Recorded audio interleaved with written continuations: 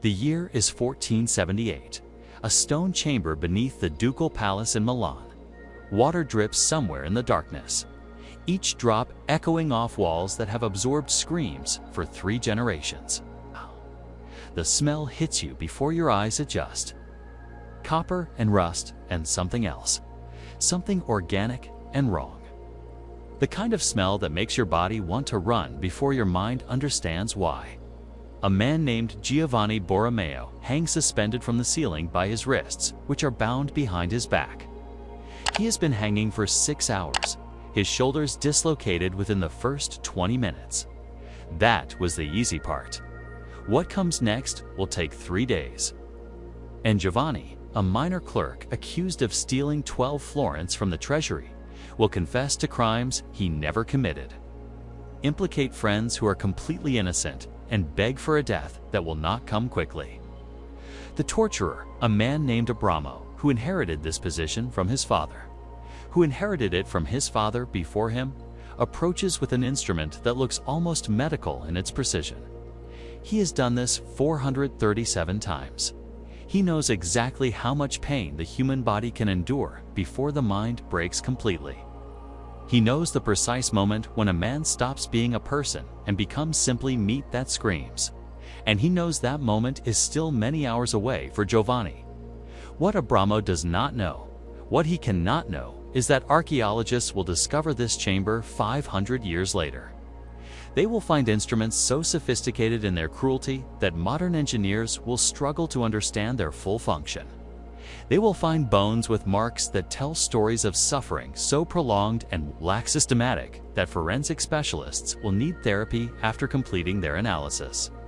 They will find records, meticulous records, documenting every session in detail that reveals medieval torturers understood human anatomy and psychology with terrifying precision. The medieval period was not an age of random brutality.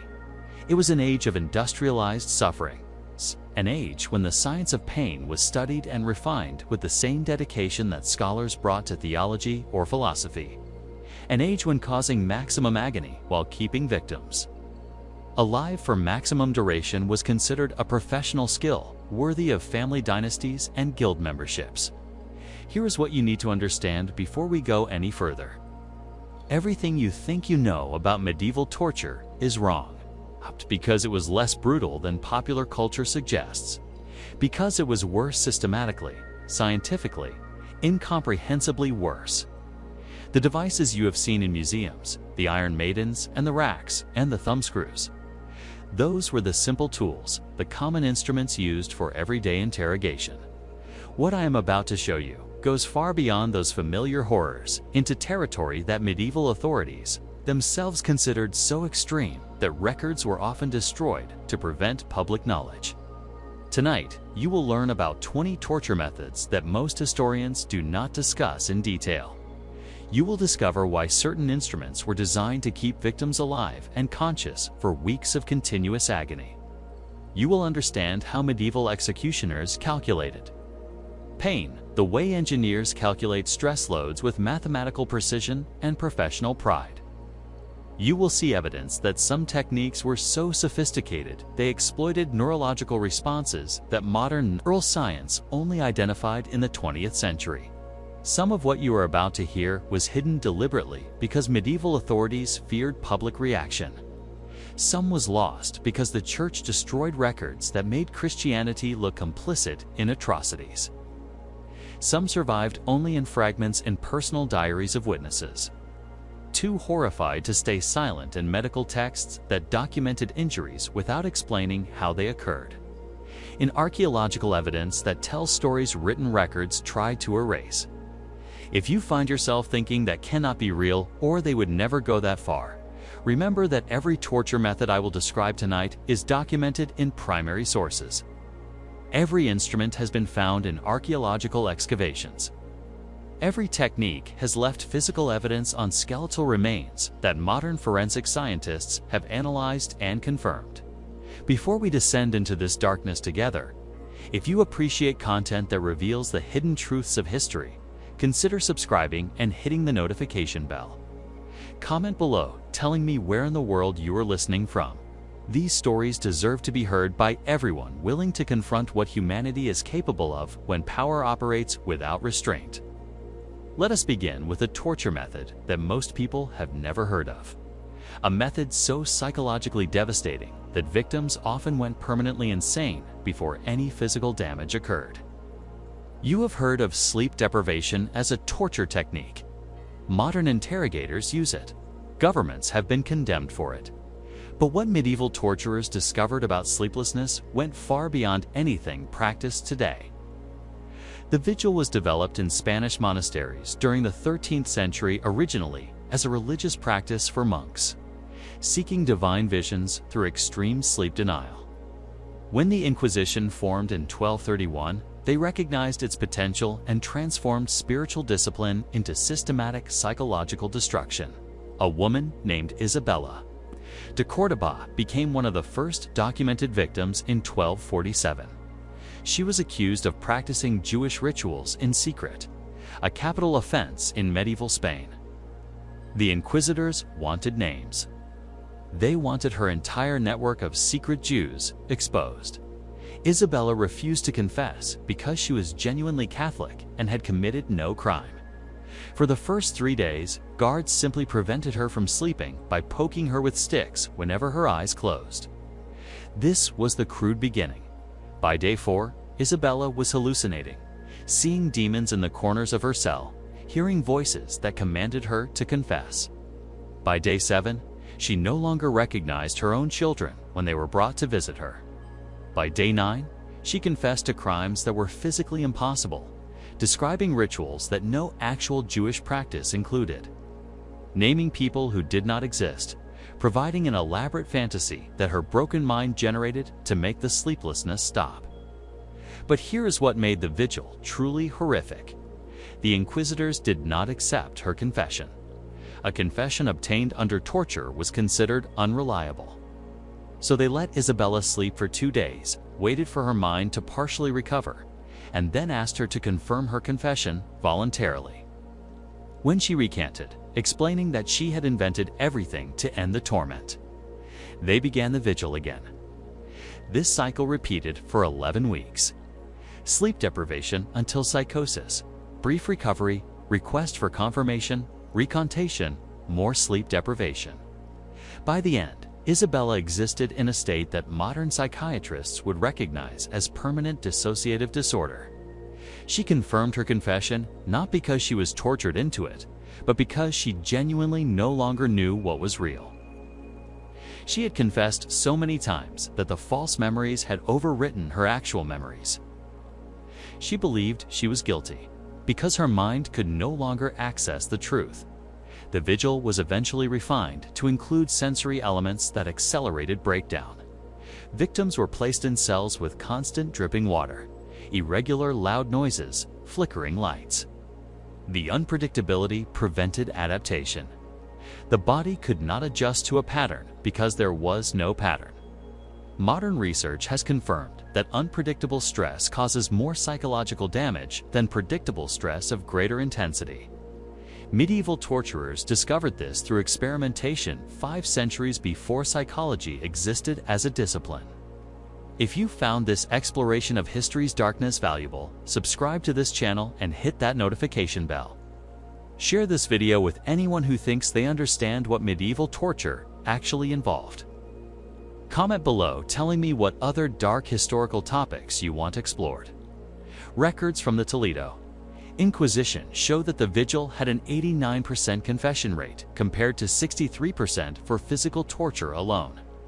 More importantly, vigil confessions were considered more legally valid because victims appeared to confess voluntarily after their recovery sleep. The technique was so effective that it spread across Europe within decades, adopted by secular authorities who recognized its power. What happened to Isabella de Córdoba? She was burned at the stake in 1248 after confirming her confession. Her children were taken by the church. Her property was seized, and her case became a template that would be applied to thousands of other victims over the following 3 centuries. But the vigil was considered a gentle method. What comes next was reserved for cases requiring more aggressive interrogation. The instrument looked almost elegant. Polished metal shaped like a pear, small enough to fit in a torturer's palm, with a screw mechanism at the base that caused 4 segments to separate when turned. Museums display these objects with clinical descriptions that fail to convey their actual purpose. The pear of anguish was inserted into body cavities. For men accused of homosexuality, it was rectal. For women accused of sexual crimes, it was vaginal. For those accused of heresy or blasphemy, it was oral. Once inserted, the torturer would slowly turn the screw, expanding the segments millimeter by millimeter until tissue tore. A court record from Lyon dated 1326 describes the interrogation of a woman named Marguerite, accused of adultery. The document is clinical in its detail, recording that the pear was expanded over a period of 4 hours, with expansion halted whenever Marguerite lost consciousness and resumed once she was revived. The stated purpose was to extract the names of other adulterous women in the city. The actual purpose, evident from the document's gleeful tone, was punishment through suffering that would leave permanent damage. What makes this instrument particularly horrifying is its precision. The expansion was controlled through gear mechanisms that allowed adjustments of fractions of millimeters. Torturers could maintain a victim at the edge of tissue failure for extended periods, maximizing pain while preventing the merciful release of severe injury. Some variants included spikes on the expanding segments that would embed in flesh, making any movement by the victim cause additional damage. Modern gynecologists who have examined surviving peers have noted that the design exploits anatomical knowledge that was supposedly beyond medieval medical understanding. The instruments were engineered to apply pressure to nerve clusters while avoiding major blood vessels that would cause rapid death. This was not random cruelty. This was cruelty designed with anatomical expertise. The pear existed in multiple sizes for different applications.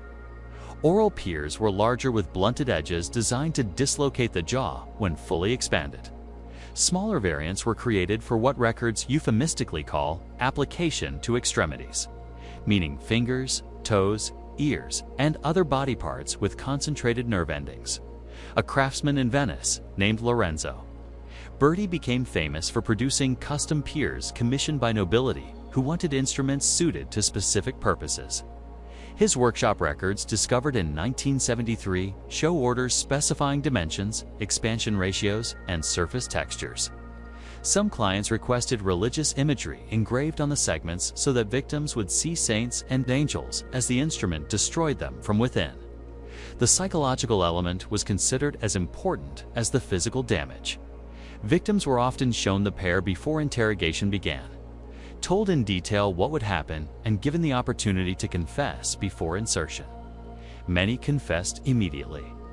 Those who did not face the reality that this instrument created damage that never fully healed. Survivors carried permanent injuries that marked them for life, physical evidence of their encounter with authority that could never be hidden or denied. What you need to understand is that the pear was not exceptional. It was standard equipment in most European judicial torture chambers by the 14th century. The next method was reserved for crimes considered even more serious. Imagine a wooden pyramid roughly 3 feet tall, mounted on a sturdy frame with ropes and pulley attached to the ceiling above it. Now imagine being stripped naked, suspended by harnesses around your arms and legs, and slowly lowered onto the pyramid's point. The Judas cradle worked through body weight. Victims were lowered until the pyramid's apex pressed against their most sensitive areas, then left to hang with just enough support that their full weight was not immediately applied. Over hours, exhaustion would cause their muscles to fail, lowering them further onto the point. The torture was essentially self-inflicted, as the body's inability to maintain suspension caused progressive impalement.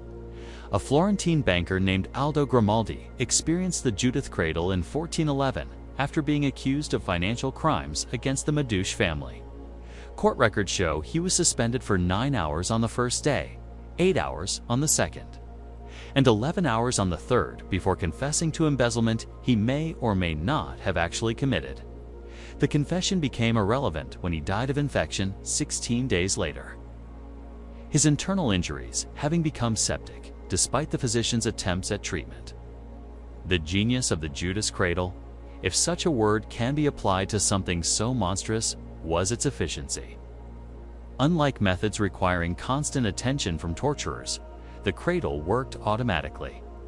A single guard could monitor multiple victims simultaneously, only intervening to raise them slightly when unconsciousness threatened to end the session prematurely.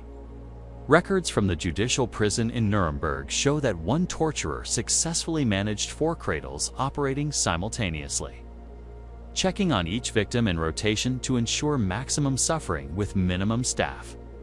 The device was also valued for leaving no visible external injuries. Victims could be displayed publicly after interrogation without obvious signs of torture, maintaining the legal fiction that confessions were voluntary. Internal damage was invisible to observers. This made the Judas cradle particularly popular for extracting confessions from nobility or clergy whose torture needed to be deniable.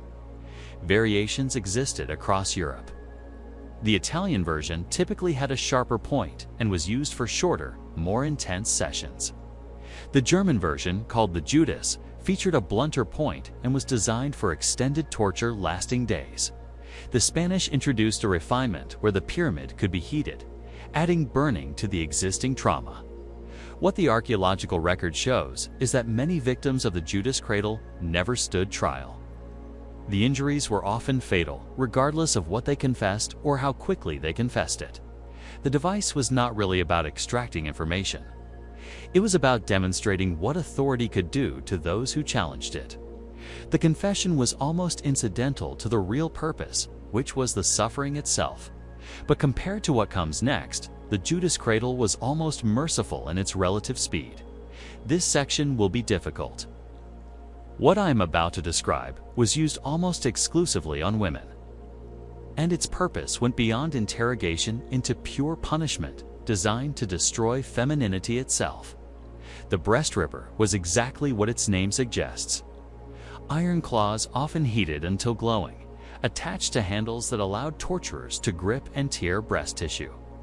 The device was used on women accused of adultery, self-induced abortion, heresy, witchcraft, and in some cases, simply for being unmarried past a certain age. If you found this exploration of history's darkness valuable, subscribe to this channel and hit that notification bell. A woman named Agnes Bernau was subjected to the breast ripper in Bavaria in 1435. Her crime was marrying above her station. She was a commoner who had secretly married Duke Albert III, and when the Duke's father discovered the marriage, he had Agnes arrested on fabricated charges of witchcraft. The torture served no interrogation purpose. There was nothing to confess. The breast ripper was pure punishment for the crime of being a woman who had risen above her assigned place. Agnes survived the initial torture, but was then drowned in the Danube. Her mutilated body displayed as a warning to other women who might imagine themselves worthy of nobility. Her story became legend in Bavaria, though the legend typically romanticizes the drowning while omitting the torture that preceded it.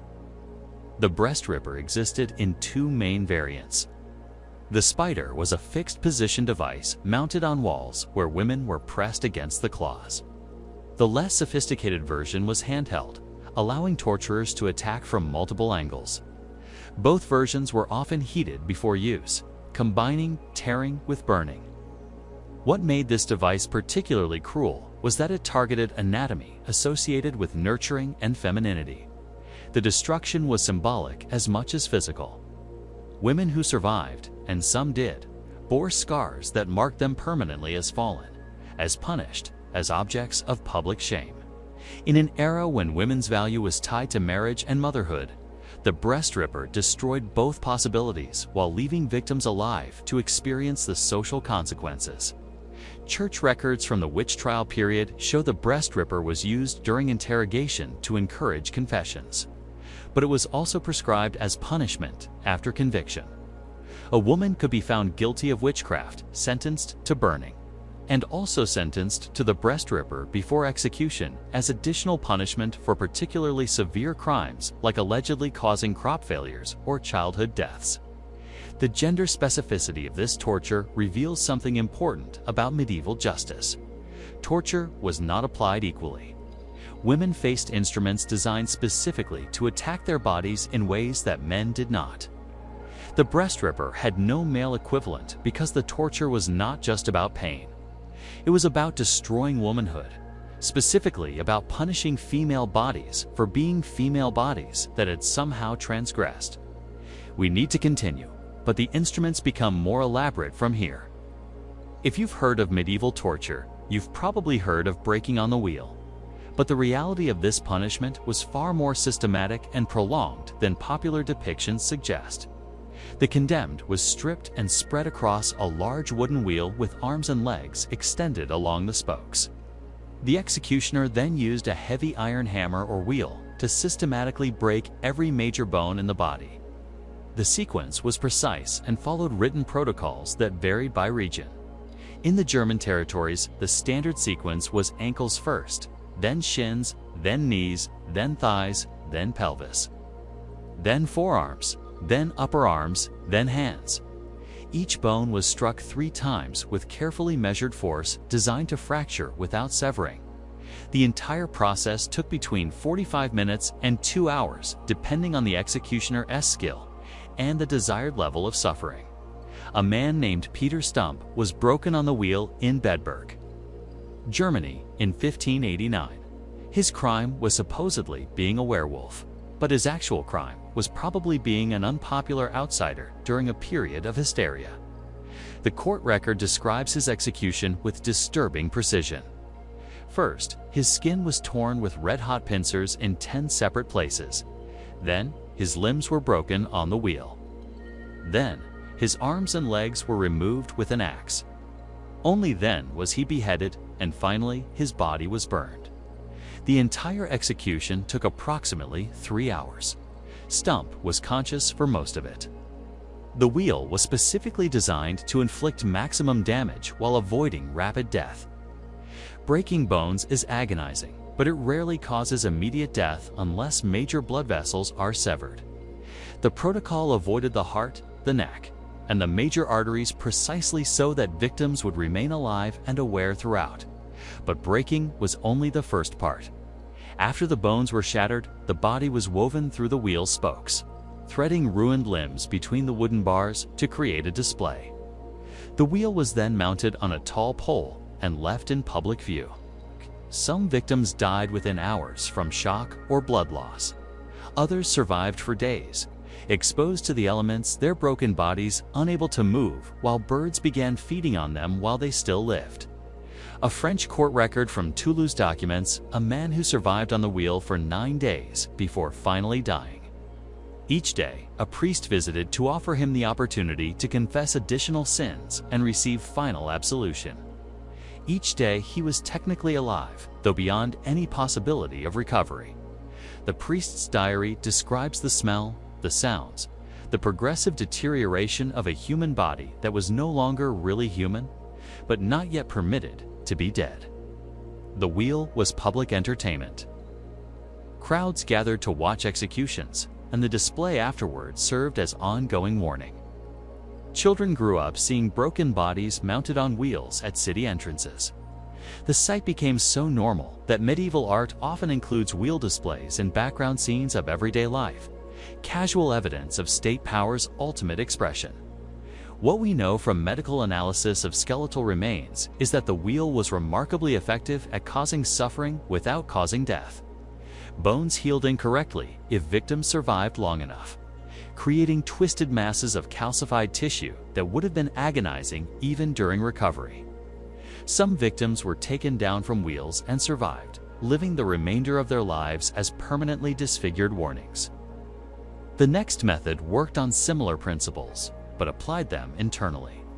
This technique required no specialized equipment: a bucket, a rat, fire, and time.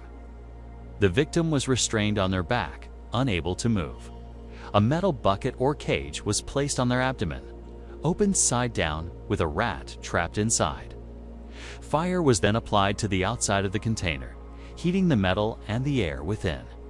The rat, desperate to escape the heat, would dig downward through the only soft surface available, human flesh.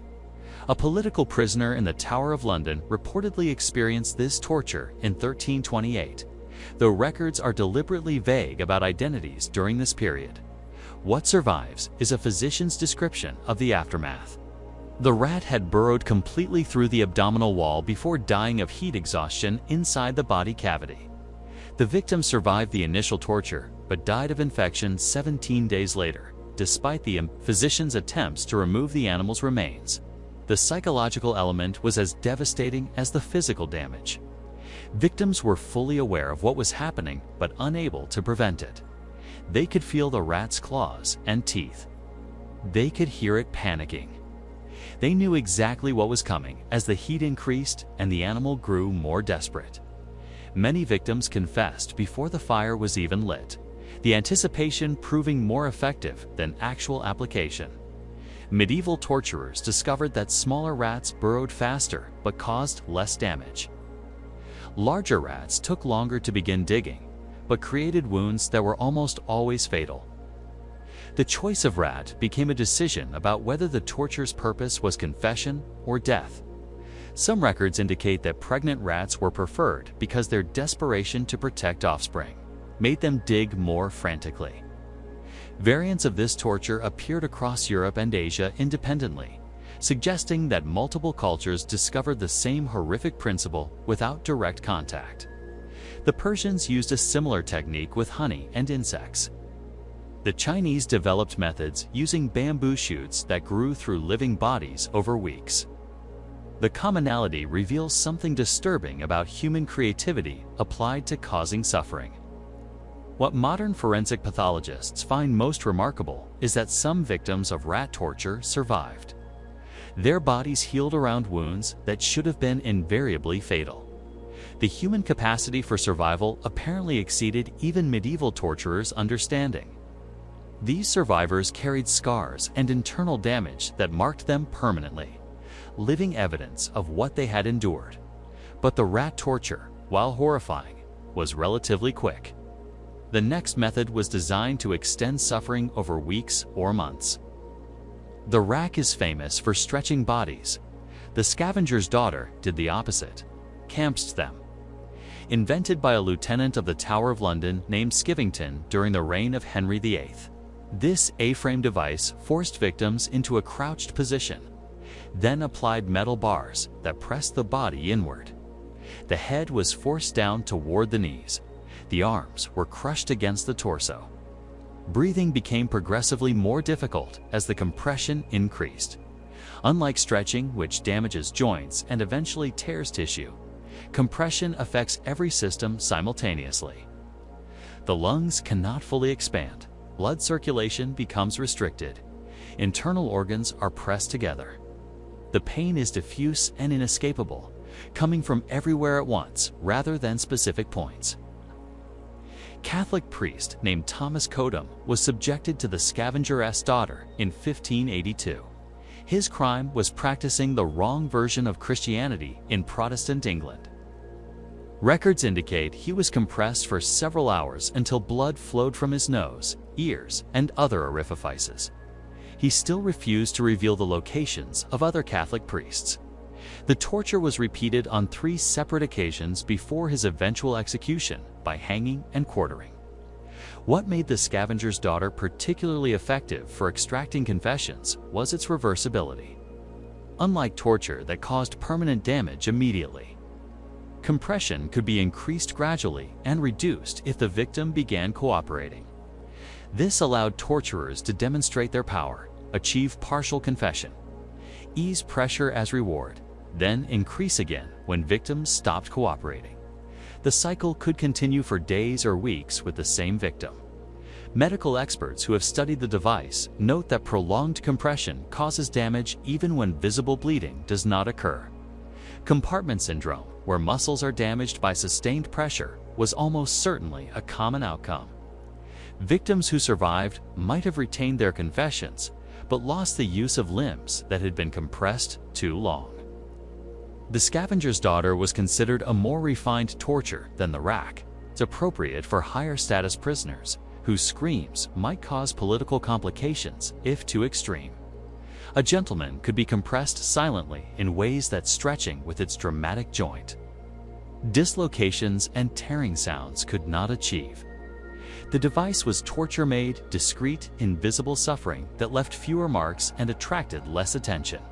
What follows is a method that combined physical and psychological torture in ways the scavenger's daughter could not match. Simplicity can be more terrifying than complexity. The heretic's fork was simply a metal rod with two-pronged forks at each end. It was worn by victims with one fork pressed under the chin and the other against the sternum, held in place by a leather strap around the neck. The forks prevented any movement of the head or neck. Looking down pushed the lower fork into the chest. Looking up drove the upper fork into the throat.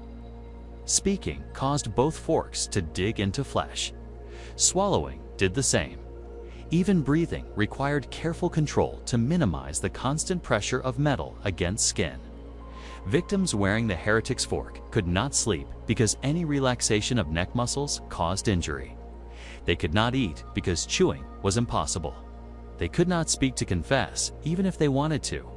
They existed in a state of exhausted tension, every moment requiring conscious effort to avoid additional pain. A woman accused of witchcraft in Bavaria in 1590 wore the heretic's fork for 11 days before her execution. Court records note that by the end, she could no longer stand, could not speak coherently, and had lost significant blood from wounds where the forks had slowly pressed through skin into underlying tissue. She confessed by nodding, the only movement that did not cause the forks to dig deeper. The heretic's fork was often engraved with the Latin word aburo, meaning I recant. Victims would see this word constantly during their ordeal, a reminder that confession would end the suffering. The psychological pressure of escape being so close, requiring only capitulation. Combined with the physical reality that speaking to recant would cause immediate additional pain. The device created a trap where relief required action that itself caused suffering. What made the fork particularly useful for authorities was that it required minimal supervision. A victim could be fitted with the device and left for days, checked periodically, but not requiring constant attention. One guard could monitor dozens of fork prisoners simultaneously. The torture was essentially automated. The victim's own body movements determining how much suffering they experienced. Some variants included longer forks designed to penetrate through the throat into the mouth or through the chest wall toward internal organs. These versions were for execution rather than interrogation, the fork becoming a method of slow impalement that could take days to prove fatal. The design principle behind the fork, using the victim's body against itself, appears again in the next method, but applied to an entirely different part of anatomy. The device resembled a vise. Two wooden blocks faced with metal spikes positioned to grip the knee from above and below.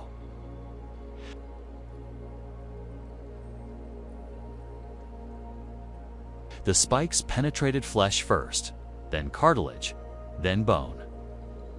Unlike crushing injuries that are immediately catastrophic, the knee splitter worked gradually.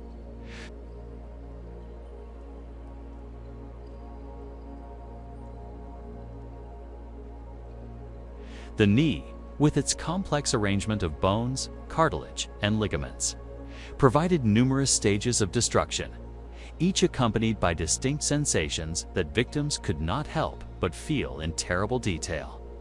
A Protestant reformer named Balthasar Hubmer was subjected to the knee splitter in Vienna in 1527.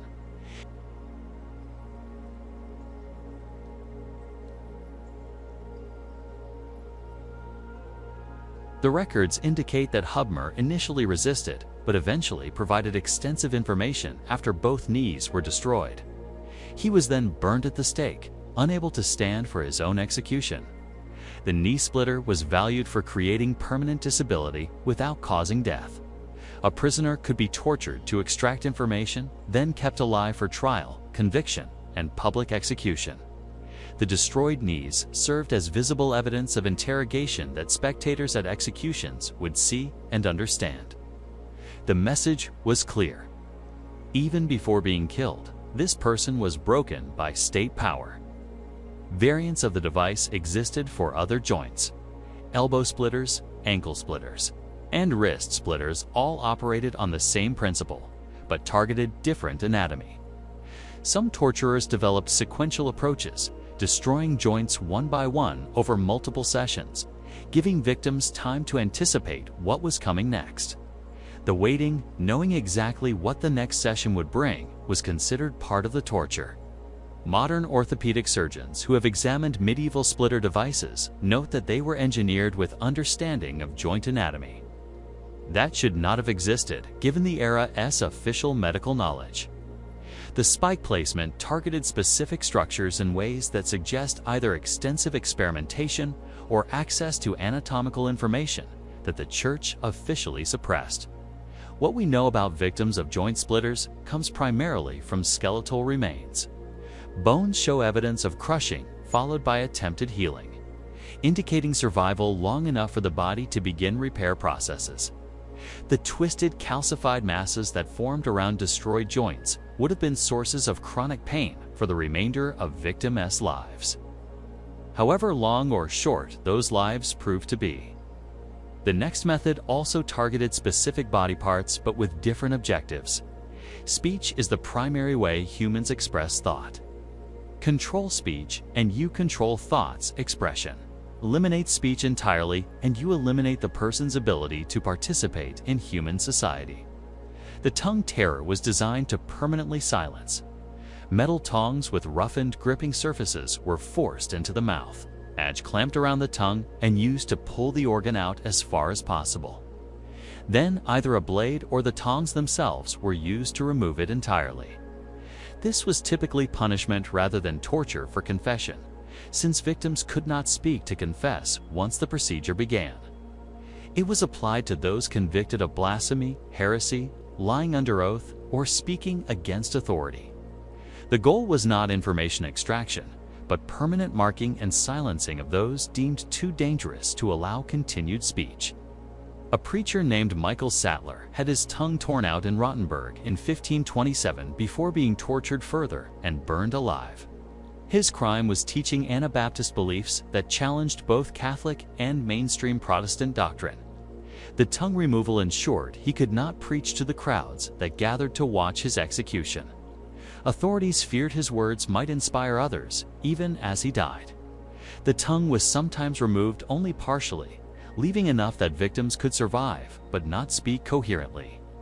This created a permanent underclass of the maimed, people who could be identified immediately by their inability to communicate, who served as living warnings about the consequences of improper speech. Medieval cities contained numerous tongue removal survivors who begged on streets, their mutilation advertising state power constantly. What modern linguists and speech pathologists note is that tongue removal does not simply prevent speech. It affects eating, swallowing, and breathing.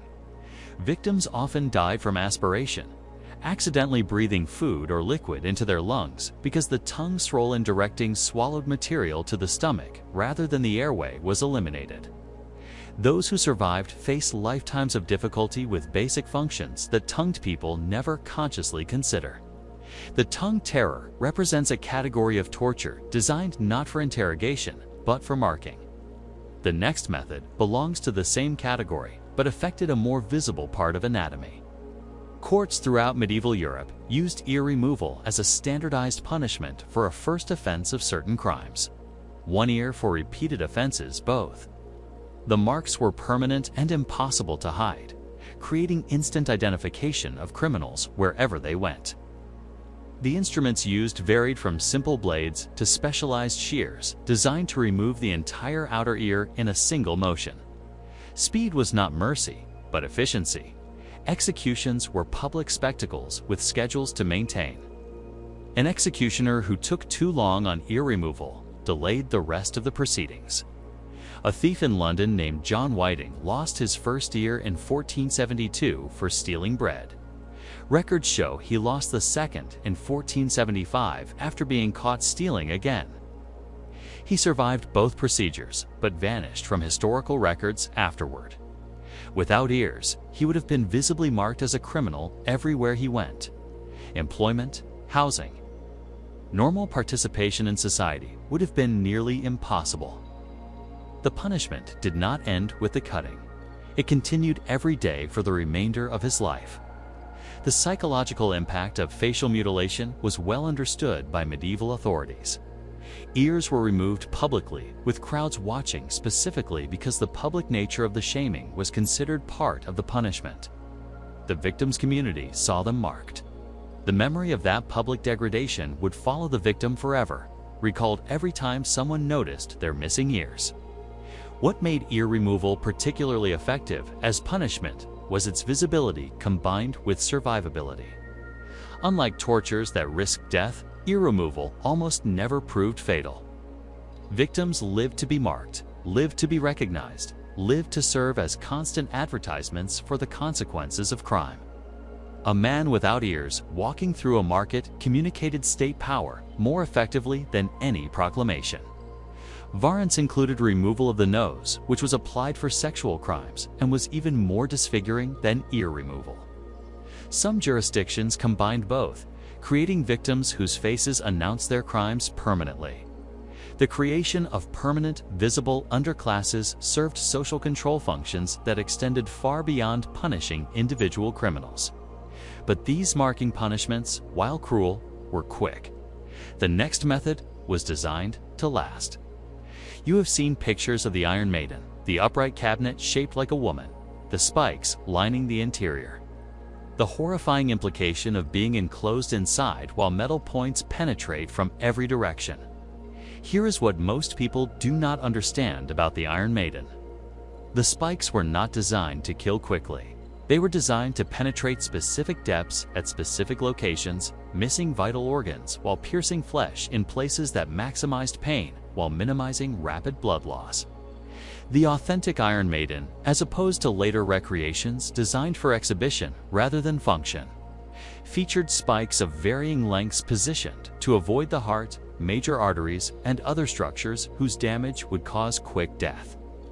Longer spikes penetrated through limbs, pinning victims in place. Shorter spikes pressed into torso areas where nerve density was high, but vital organ damage was unlikely. A court record from Nuremberg, though some historians dispute its authenticity, describes an Iron Maiden execution in 1515. The victim, a coin counterfeiter, was placed inside and the door closed slowly over a period of 2 hours. Each partial closing drove spikes deeper. Confession opportunities were offered between each stage. By the time the door was fully closed, the counterfeiter had confessed, named accomplices, and revealed locations of forging equipment. He survived inside the Maiden for 3 days before dying of blood loss and infection. The psychological element was as important as the physical damage. Victims were enclosed in complete darkness. They could not see what was happening to their bodies, only feel it. The disorientation of blindness combined with pain from multiple points created maximum psychological impact. Some victims reportedly went insane before dying, their minds broken by the combination of pain, darkness, and helplessness. Modern metallurgists who have examined authentic Iron Maiden fragments note that the spikes were precision crafted. Their lengths and positions consistent in ways that indicate deliberate design rather than random placement. Someone calculated exactly how deep a spike could penetrate the thigh without severing the femoral artery.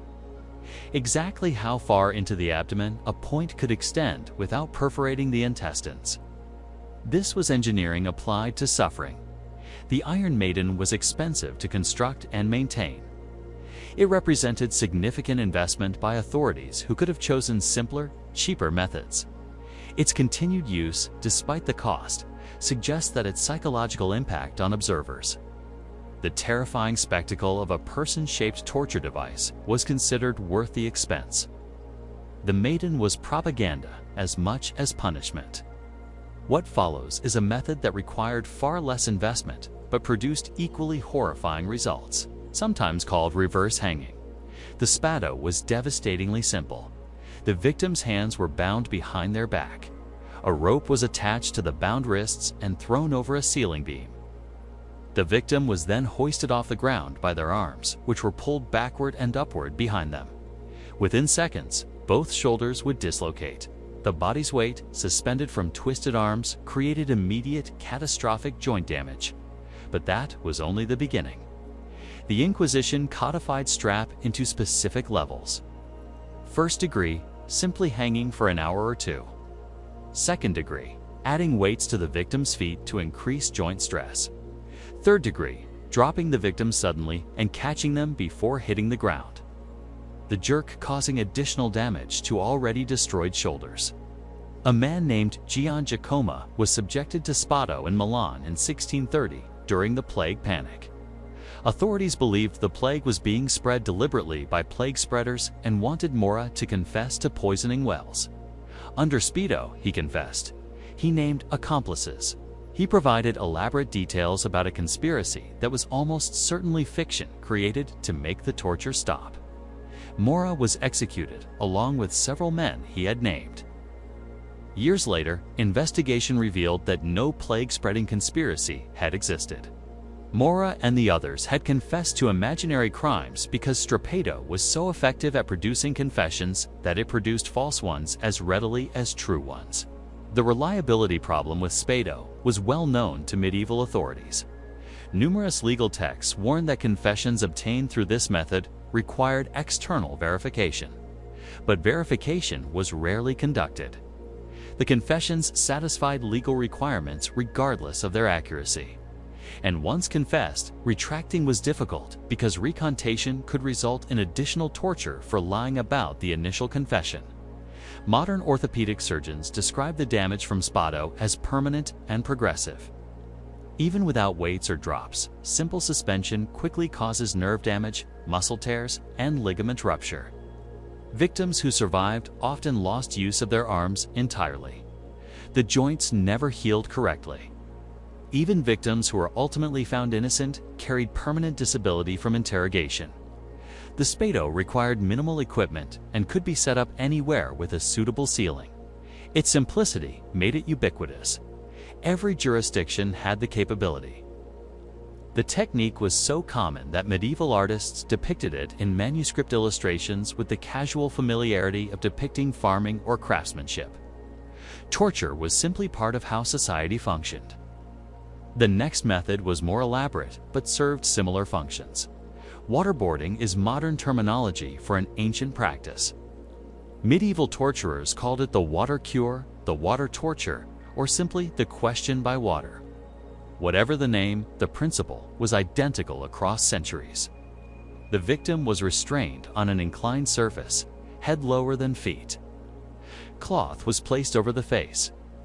Water was then poured continuously over the cloth, creating the sensation of drowning while preventing actual drowning through careful water volume control.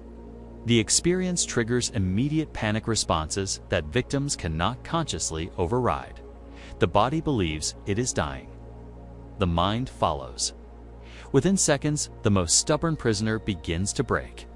Within minutes, almost anyone will confess to anything. A Spanish Inquisition manual from 1561 provides precise instructions. The cloth must be of linen, positioned to cover nose and mouth completely. Water should be poured in a steady stream from a height of approximately 2 feet. Sessions should not exceed 15 minutes without rest periods to prevent actual drowning. Skilled inquisitors could maintain a victim at the edge of drowning for hours. Alternating water torture with brief recovery periods that existed only to allow the process to continue. A woman named Marina de Sidra was subjected to water torture. In Toledo in 1573, she was accused of secretly practicing Judaism while publicly professing Catholicism. Records indicate that she resisted through 3 sessions of water torture before confessing. She was then released because her confession was deemed insufficiently detailed. After further investigation, she was arrested again and subjected to additional water torture. This time, she provided names, dates, locations, and detailed descriptions of rituals. She was burned at the stake in 1575. The water torture was considered one of the more reliable methods because it left no visible marks. Unlike techniques that scarred or maimed, water torture allowed victims to appear in court apparently unharmed. The legal fiction that confessions were voluntary could be maintained more easily when confessors showed no obvious signs of physical damage. What modern neuroscientists understand about water torture is that it exploits involuntary panic responses hardwired into the brainstem. The drowning sensation triggers survival mechanisms that bypass conscious thought entirely. Victims cannot decide to resist because the responses are not under conscious control. The torture essentially removes agency, reducing victims to biological systems, responding automatically to perceived threat of death. Medieval torturers discovered this through experimentation centuries before the neuroscience existed to explain it. They knew water torture was effective against even the most resistant subjects without understanding exactly why. The knowledge was practical rather than theoretical. The next method targeted a different involuntary response. Heat causes pain that intensifies exponentially. A temperature that is uncomfortable becomes agonizing with additional degrees. A temperature that is agonizing becomes unbearable. And somewhere beyond unbearable, the body begins to cook. The burning chair was exactly what it sounds like, a metal chair heated from below by fire. Victims were strapped into the chair naked, and the heat was increased gradually over hours. The metal never became hot enough to cause immediate burns. It simply grew warmer and warmer until sitting became impossible to endure. A German manual for executioners from the 16th century specifies temperature progressions. Begin with coals that make the metal warm to touch. Add coals every quarter hour until the metal becomes too hot to touch comfortably. Continue until the metal would burn an unprotected hand immediately. At this temperature, maintain heat for questioning. Reduce heat if confession seems imminent. Increase if resistance continues. A man named Heinrich Kramer experienced the burning chair in Cologne in 1529. His crime was printing Protestant pamphlets. Records indicate the chair reached temperatures where his flesh began to adhere to the metal, tearing when he attempted to shift position. He confessed after approximately 4 hours. His legs below the knees were permanently damaged. He was executed by burning 2 days later. The irony of burning a man whose flesh had already partially cooked apparently lost on authorities. The burning chair exploited the progressive nature of heat damage. Unlike sudden burning, which causes immediate intense pain followed by nerve death, gradual heating maintained pain at maximum levels for extended periods. Nerves remained functional because the temperature was carefully controlled below the threshold that would destroy them. Victims felt everything for hours. Variants included heated metal boots, heated metal crowns, and heated metal gloves. Each targeted specific body parts where nerve density was high and heat sensitivity was extreme. The face, hands, and feet were particular favorites because damage to these areas was more psychologically devastating than damage to the torso. What modern burn specialists note is that the temperatures described in medieval torture records would cause deep tissue damage that extended far below the skin. Victims who survived would have faced months of agonizing healing, infection risks, and permanent scarring that affected function as well as appearance. A man whose feet were cooked in heated boots might never walk normally again, even if he survived all subsequent proceedings. The next method also involved fire, but applied it differently. Marking criminals with hot metal served multiple purposes.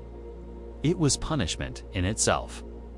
It created permanent identification, and it demonstrated authorities' power over bodies in ways that could not be hidden or denied. Branding was standardized across medieval Europe. T for thief, F for felon, M for murderer, B for blasphemer. The letters were pressed into foreheads or cheeks where they could not be concealed, creating walking advertisements for the consequences of crime.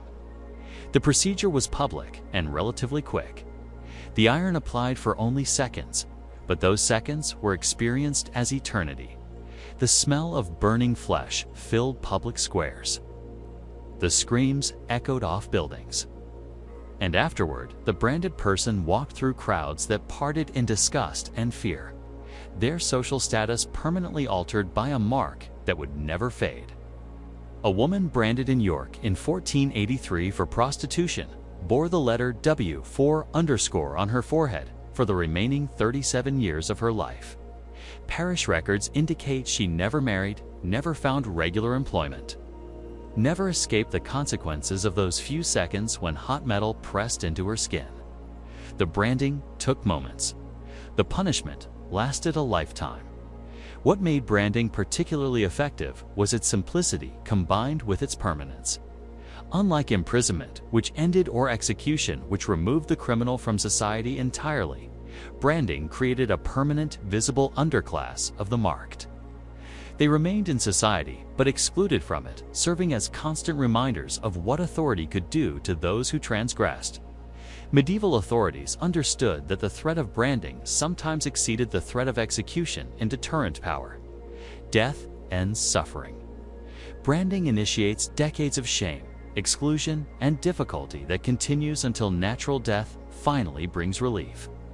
Some criminals reportedly preferred execution to branding, understanding that branded survival might be worse than ended life. The marks also served administrative functions. Branded criminals could be identified immediately if they reoffended. The escalating punishment system required knowing a criminal's prior record. Brands provided that record written permanently on bodies, readable by any authority figure anywhere in the realm. What follows is a method that combined the permanence of branding with far greater physical destruction. The removal of skin while the victim remains alive represents one of the most extreme tortures documented in medieval records. The process was exactly as horrifying as it sounds. Careful cutting separated skin from underlying tissue, peeling it away from living bodies in strips or sheets. Flanging typically began at the face. Executioners made incisions around the hairline and chin, then gradually separated the facial skin while victims remained conscious. The process could take hours. Skilled flailers could remove entire faces intact, presenting them to victims before continuing down the body. This was not common torture. It was reserved for crimes considered so severe that normal execution was insufficient. Treason against monarchs, rebellion against established order. Crimes that threatened the foundations of authority itself. A Hungarian rebel named Gergi Daza was flayed alive in 1514 after leading a peasant uprising. But his flaying included additional elements that elevated cruelty beyond even this already extreme method. He was seated on a heated iron throne. A heated iron crown was placed on his head, and his followers were forced to eat pieces of his flesh as it was removed. 9 of them who refused were executed immediately. The others complied, becoming complicit in their leader torture as condition of their own survival. The Doza execution was designed to demonstrate absolute power and to traumatize potential future rebels into submission. It worked. Hungarian peasant resistance collapsed for generations. The memory of what had been done to Doza served as warning more effective than any number of ordinary executions could have provided. Flaying victims sometimes survived the initial procedure if it was limited to portions of the body. Survival was not mercy. Skinless tissue is extraordinarily vulnerable to infection. It weeps fluid continuously. It is agonizingly sensitive to any contact, including air movement. Survivors face slow deaths from dehydration, infection, and shock that could take weeks to finally prove fatal. Medieval medical texts describe attempts to treat flaying victims, usually prisoners whose interrogators wanted them alive for additional questioning. The treatments were largely ineffective. Without modern understanding of wound care and infection control, flaying was essentially delayed execution regardless of initial survival. The next method was less spectacular, but equally final. Strangulation by device rather than hands. The grot was a seat with a metal collar that could be tightened by a screw mechanism behind the victim's head. Turn the screw and the collar closes. Continue turning and the airway closes. Continue further and the spine can be crushed. What distinguished the grot from simple strangulation was its controllability. Executioners could tighten to the point of unconsciousness, then loosen to allow recovery, then tighten again. The cycle could continue indefinitely. Victims could be brought to the edge of death repeatedly without crossing over. Spain made the grow its primary method of execution for centuries. The last execution by grow in Spain occurred in 1974, making this medieval torture method one of the few that survived into the modern era, virtually unchanged. A man named Salvador Pigantich died by grot in Barcelona that year. The executioner, who had performed dozens of similar executions, later described the process in interviews. 7 turns of the screw to unconsciousness, another 3 to death. The entire process took less than a minute in skilled hands. But medieval applications of the grot were often deliberately prolonged. Political prisoners might experience partial strangulation daily for weeks, their necks bruising and swelling, but death always delayed. The grot became a tool for breaking resistance through accumulated trauma rather than simply ending lives. The psychological element was significant. Unlike beheading or hanging, which happened quickly, the grot required the victim to sit in the device, knowing exactly what was about to happen, feeling the collar around their neck, waiting for the first turn of the screw. The anticipation was considered part of the punishment.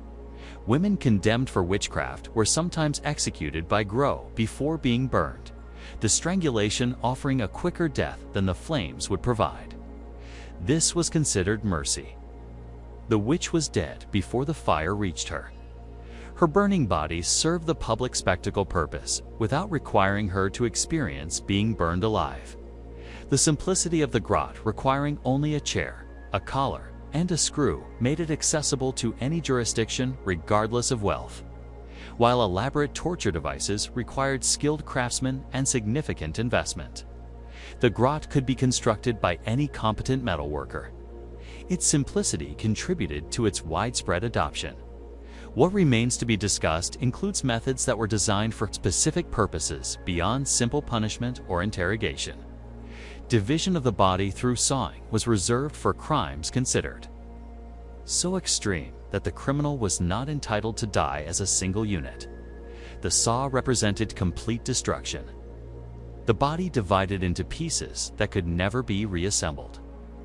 The person literally unmade. The victim was suspended upside down, which served multiple functions. Blood rushed to the head, keeping the brain oxygenated and the victim conscious longer. The inverted position was inherently degrading, and the sawing could begin at the groin, the most psychologically devastating starting point, while the victim watched their own body being divided. A traitor in medieval Germany was reportedly sawed completely in half over a period of 2 hours. The inverted suspension meant he remained conscious until the saw reached his midsection, aware of every stroke as the blade worked through him.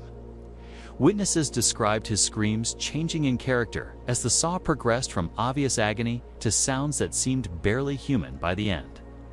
The saw was public spectacle at its most extreme. Crowds gathered to watch criminals unmade, to see the human body revealed in its constituent parts, to witness authorities' power to reduce persons to meat. The trauma inflicted on observers was part of the purpose. Citizens who had watched a sawing were unlikely to forget the consequences of crimes that merited such punishment. Medieval art sometimes depicts sawing with disturbing matter-of-factness.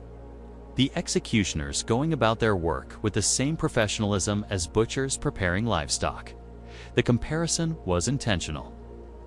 Criminals who merited sawing had forfeited their humanity. They were animals to be processed, not people to be executed. What forensic pathologists note about sawing is that the wounds are remarkably clean compared to hacking or tearing. The slow back-and-forth motion cuts through tissue with minimal splintering of bone. This means victims experienced clear, defined pain rather than the more chaotic sensations of rapid dismemberment. Whether this was better or worse from the victim's perspective is impossible to say. The final method we will examine was designed not to kill, but to keep alive indefinitely in conditions that made death preferable.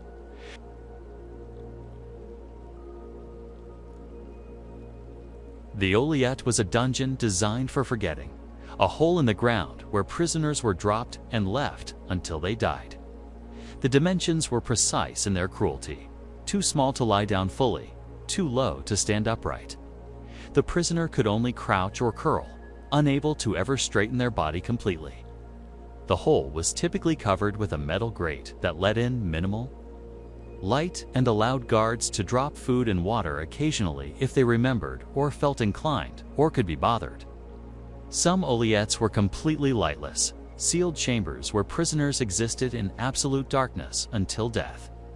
Others featured the grate, allowing prisoners to hear footsteps above them, voices of the living, reminders of the world they would never rejoin. The partial connection to life above was arguably worse than complete isolation. A political prisoner in France was discovered in an oubliette when his castle was captured by enemies in 1371. Records indicate he had been imprisoned for 8 years. His legs no longer functioned from years of inability to straighten them. His eyes could not tolerate light. His mind had deteriorated to the point that he could not identify himself or explain why he had been imprisoned. He was released by his rescuers, but died within 6 months. His body and mind too damaged by confinement to survive freedom. The oubliette required no active torture. The imprisonment itself was the torture, continuing day after day, year after year, with no end except death. Guards did not need to do anything to their prisoners. The architecture itself inflicted suffering continuously without human intervention. Medieval castles throughout Europe contained oubliettes, some of which were only discovered during modern excavations. Archaeologists have found skeletal remains in these forgotten dungeons. Prisoners who died alone in darkness and whose bodies were never retrieved. Some oubliettes contain multiple sets of remains, suggesting new prisoners were simply dropped on top of previous occupants' bones. What psychologists note about extended isolation in confined spaces is that it causes psychological damage that can exceed even severe physical torture. The human mind requires stimulation, social contact, the ability to move through space.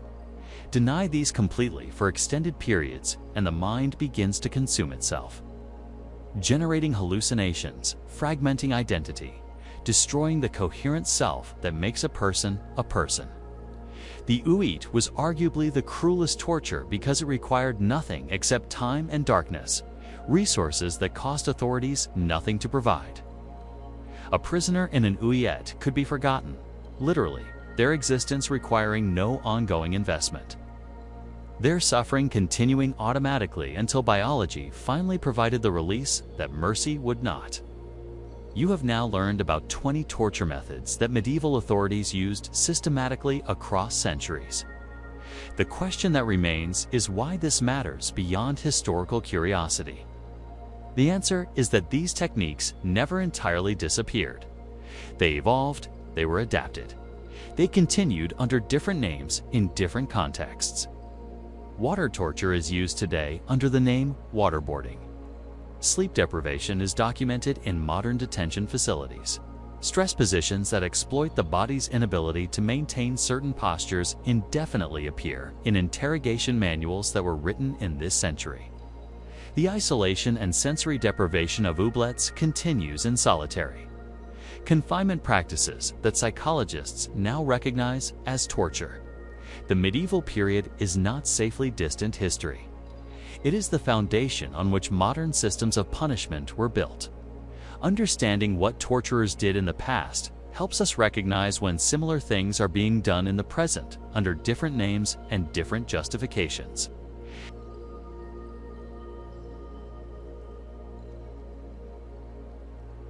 The careful documentation, the legal frameworks that permitted atrocity, the professional training of those who inflicted suffering, all of these have modern parallels. Torture becomes possible when it becomes administrative, when it is conducted according to procedures and protocols rather than recognized as the fundamental violation of human dignity it actually represents. Modern forensic archaeology continues to discover evidence of torture that was hidden or denied. Mass graves yield bones with marks that tell stories of systematic cruelty. Prison sites reveal architecture designed for suffering. Archives release documents that confirm what authorities claimed never happened. The victims of medieval torture deserve to be remembered because their suffering was real.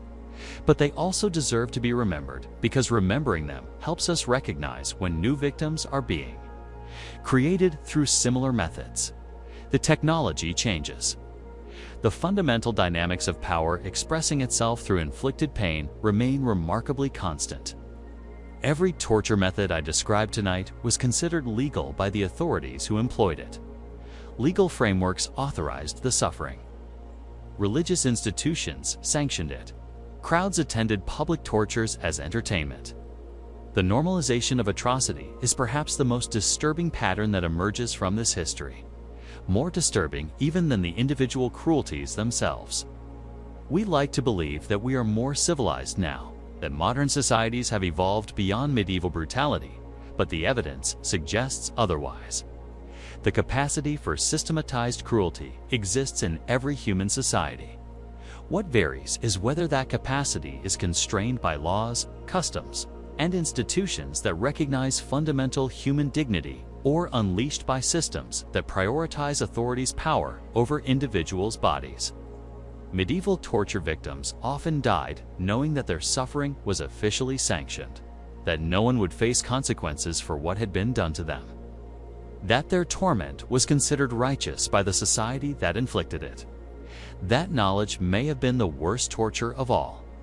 I began tonight with Giovanni Borromeo, clerk accused of stealing 12 florins hanging by dislocated shoulders in the darkness beneath a palace. I told you that archaeologists would find instruments and bones 500 years later that would tell his story and thousands of others.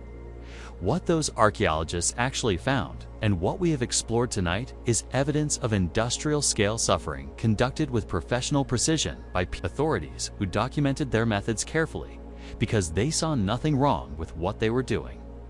They were administering justice. They were extracting truth. They were maintaining order. The fact that they did so through methods that would be recognized as monstrous by any standard of basic human decency did not trouble them because the standards themselves did not exist in ways that constrain power. The 20 methods we examine tonight represent only a fraction of what medieval torturers developed. Hundreds of techniques existed, some so specialized they were used only in specific regions for specific crimes. The human creativity applied to causing suffering was essentially limitless, constrained only by anatomy's parameters and the need to keep victims alive long enough for torture to serve its purposes. The victims were often innocent. The confessions torture produced were often false. The information extracted was often worthless. Medieval authorities knew this. They documented it. They wrote legal treatises about the unreliability of tortured confessions, and they continued torturing anyway because torture served purposes beyond information extraction. Torture demonstrated power. It created fear. It warned populations about the consequences of challenging authority. It satisfied desires for vengeance and spectacle. It provided legal cover for disposing of inconvenient people. The official purposes of truth, extraction, and justice were always partial at best, pretexts for exercises of power that had darker motivations. Remember Giovanni Borromeo? Remember Isabella d'Ordova, broken by sleeplessness until she confessed to imaginary crimes. Remember Marguerite of Leon, destroyed from within by the pair. Remember Peter Stump, broken on the wheel for crimes he almost certainly did not commit. Remember Agnes Bernauer, mutilated for marrying above her station. Remember Georgi Doza, flayed alive while his followers were forced to eat his flesh. Remember them because they were real people who experienced real suffering. Remember them because their torturers kept records that allow us to know their names and their fates. Remember them because remembering is the only justice available to those who died in circumstances where justice was never possible. And remember that the systems that tortured them, the laws and customs and institutions that made their suffering not just possible, but routine. Those systems were created by humans and can be created again by humans wherever power is allowed to operate without accountability. The medieval period ended. The capacity for medieval cruelty did not. If you found this exploration of history's darkness valuable, subscribe to this channel and hit that notification bell. Share this video with anyone who thinks they understand what medieval torture actually involved. Comment below telling me what other dark historical topics you want explored. These stories matter because understanding how atrocity becomes normalized is the first step toward preventing it from becoming normalized again. These victims matter because their suffering was real and should not be forgotten simply because it is uncomfortable to remember. See you in the next video where we will continue uncovering the buried truths that reveal what power does when nothing constrains.